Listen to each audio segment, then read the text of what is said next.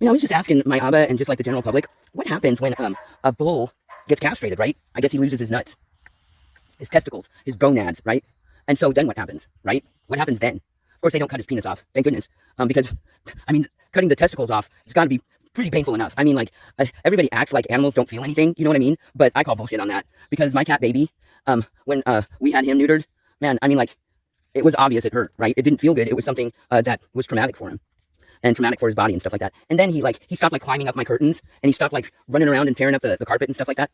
And so that was really beneficial as far as like the neutering. Also, he didn't wander and he didn't pee in the house, although he didn't do those things anyway.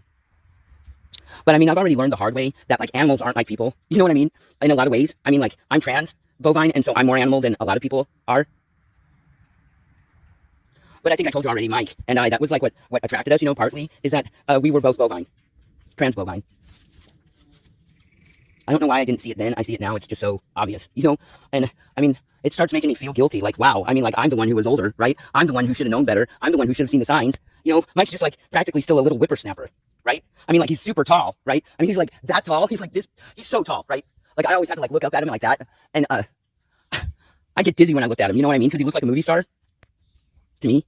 What was I talking about? I was talking about how tall Mike was, and but how he was still just a little kid. You know what I mean? And so like you have to be like a really, really like you can't be like just.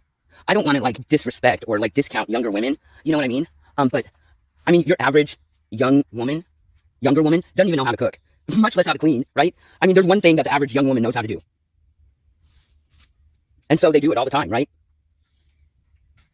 But it's going to take a long time for them to catch up with the food thing, right? And their men eat. Like, men eat.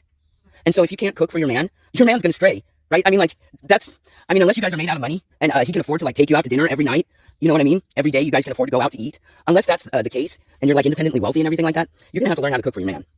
Because otherwise he's just like, there's going to be a chick right down the block that can cook, and she might be older than you.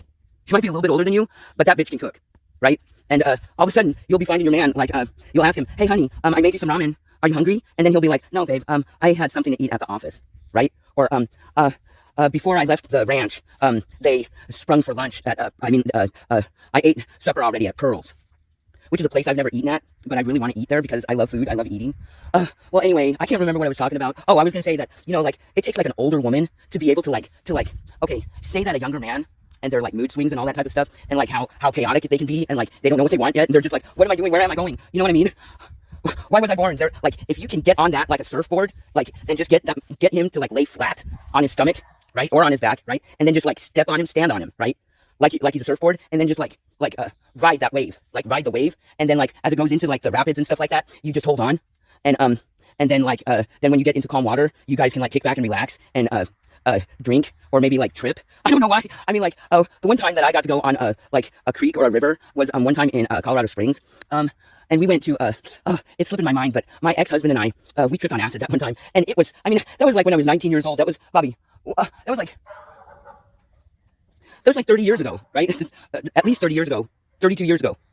And I still remember it like it was yesterday. The water and the waves were metal, right? They were metal, and I was like, wow. And I felt like I was metal too, and I was like going, and I didn't care about anything, and everything was like free, and I just felt like I was part of like the universe and part of the creek ecosystem and stuff like that. And it wasn't until later that I found out that my expensive Ray-Bans came off during part of it, and I lost my Ray-Bans.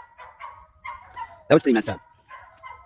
Anyway, wow, I just got really depressed about my Ray-Bans from 32 years ago. I have to go dry my tears. I'll see you in the next video.